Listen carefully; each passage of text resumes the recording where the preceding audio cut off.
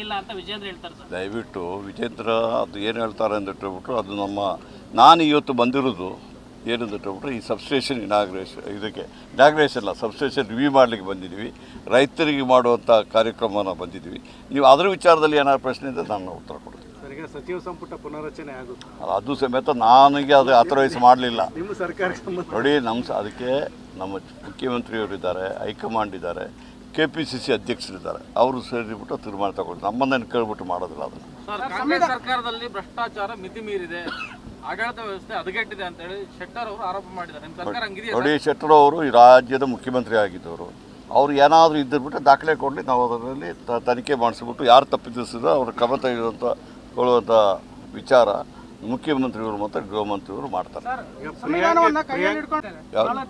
ಏನು ಅಲ್ರಿ, ನಾವು ನಿಮಗೆಲ್ಲ ಗೊತ್ತು, ನಾನು ಹೇಳ್ಬೇಕಾದ್ರು ಸಂವಿಧಾನದ ಮೇಲೇ ನಮ್ಮ ರಾಷ್ಟ್ರ ನಡೀತಾ ಇರೋದು. ಆ ಸಂವಿಧಾನವೇ ಬೇಡ ಅಂದ್ಬಿಟ್ಟು ಯಾರಾದ್ರು ಹೇಳಿದ್ರೆ ಅವರಿಗೆ ಮಾತ್ರ ಇದು ಒಂಥರ ಕೈಯಲ್ಲಿ ಹಿಡ್ಕೊಂಡು ಹೋಗಬಾರ್ದು ಅಂತ ಹೇಳ್ತಾರೆ ಹೊರತು ಸಂವಿಧಾನದ ಮೇಲೆ ನಮ್ಮ ರಾಷ್ಟ್ರ ಇರೋದು ನಡೀತಾ ಇರೋದು. ಈಗ ಪ್ರಿಯಾಂಕ್ ಖರ್ಗೆ ಅವರನ್ನ ರಾಜೀನಾಮೆ ಕೊಡಲೇಬೇಕು ನೀವು ಎರಡು ವಿಚಾರ ನಿಮ್ಗೆ ಗೊತ್ತಲ್ಲ. ಒಂದು DK ರವಿಯವ್ರ ವಿಚಾರ, ಗಣಪತಿ ಮೇಲೆ ಮರ್ತು ಹೋಗ್ಬಿಟ್ಟಿದ್ದಾರೆ. ಅದಕ್ಕೆ ಅಸೆಂಬ್ಲಿಯಲ್ಲಿ ಕೂತರು, ಮಲಗಿದರು, ಇದೆಲ್ಲ ಮಾಡಿದರು. ನಾನು ಆ ಗಣಪತಿ ವಿಚಾರ ರಾಜೀನಾಮೆ ಕೊಟ್ಟಿದ್ದೆ. ಈಗ ಅಲ್ಲಿನ CID ರಿಪೋರ್ಟ್ ಕೊಟ್ಟರು, CBI ಕ್ಲೋಸರ್ ರಿಪೋರ್ಟ್ ಕೊಟ್ಟರು. ಅದಾದಮೇಲೆ ಸುಪ್ರೀಂ ಕೋರ್ಟಿಗೆ ಹೋಗಿದ್ರು. ಎಲ್ಲ ಇದು ಮಾಡೋ ಆಗಲಿಲ್ವಾ? ಇವರು ಆವತ್ತು ಎಷ್ಟು ಮಾಡಿದ್ರು ಅದನ್ನು? ಯಾರಾದರೂ ಮತ್ತೆ ಅದರ ವಿಚಾರ ಮಾತಾಡಿದಾರಾ? ಪ್ರಿಯಾಂಕ ಖರ್ಗೆಗೂ ಅದಕ್ಕೆ ಯಾವ ಸಂಬಂಧ ಬರ್ತದೆ? ಈಗ ನೋಡಿ, ಅವಶ್ಯಕತೆ ಇಲ್ಲ. ನಾನು ನನ್ನ ಚೀಫ್ ಮಿನಿಸ್ಟರ್ ಅವತ್ತು ರಾಜೀನಾಮೆ ಕೊಡಬೇಡಿದ್ದೆ, ಇವರು ಹೈಕಮಾಂಡ್ ಮಾಡಬೇಡಿದ್ದೆ. ನಾನು ಅವತ್ತು ಒಂದು ಏನಾಗಿದೆ, ಆ DK ರವಿ ವಿಚಾರದಲ್ಲಿ ಸಮೇತ ಹಗಲು ರಾತ್ರಿ ಇವರು ಧರಣಿ ಮಾಡಿದಾರಲ್ಲ.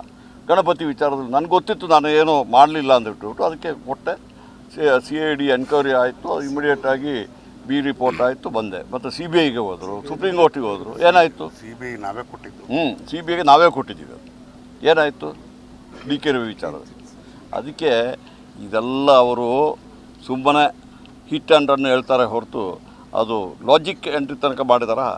ಈಗ ಸುಪ್ರೀಂ ಕೋರ್ಟಲ್ಲಿ ಹೇಳಿದಾರಲ್ಲ ಗಣಪತಿ ವಿಚಾರ, ಒಂದು ದಿವಸ ಅದು ರಿಗ್ರೆಟ್ ಮಾಡಿದಾರ. ನಾವು ಹೇಳಿದ್ದು ತಪ್ಪಂದಿಟ್ಟು ಹೇಳಿದಾರ. ನೀವು ಮತ್ತೆ ಪದೇ ಪದೇ ಅವರು ಹೇಳಿದಾರೆ ಅಂದ್ಬಿಟ್ಟು ಅವ್ರು ಹೇಳೋದಕ್ಕೆ ಯಾವುದೇ ವ್ಯಾಲ್ಯೂ ಇಲ್ಲ ಅದಕ್ಕೆ. Okay, thank you.